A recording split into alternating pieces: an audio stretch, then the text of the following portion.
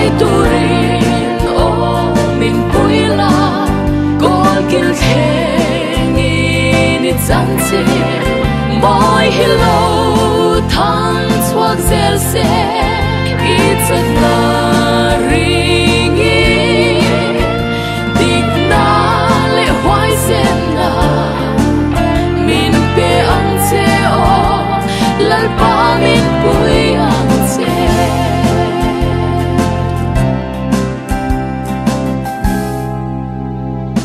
lungai mang an chang ni kho harai ma kun pui tu nei lo ve chan pui tu an om lo ma se ilam en pui tu in hai re kharau bo te chu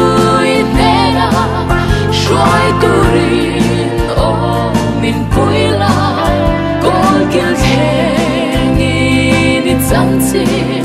moi hello thang chuak zel se it's a ringi digna le hoai sen na min pe ang che o lal pa min pui ang che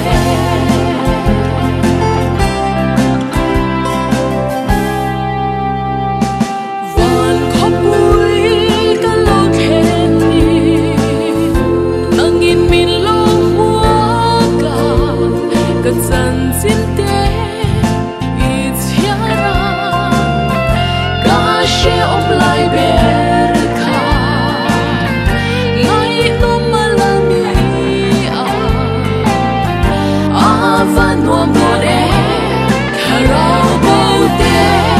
chui nera xoay turin o min puila col kil chang chi moi hello thang chuak zel se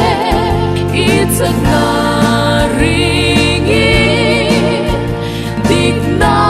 le hoai sen na min pe ang che o lal pa min pui ang che kharau bo te chui nera xoay turin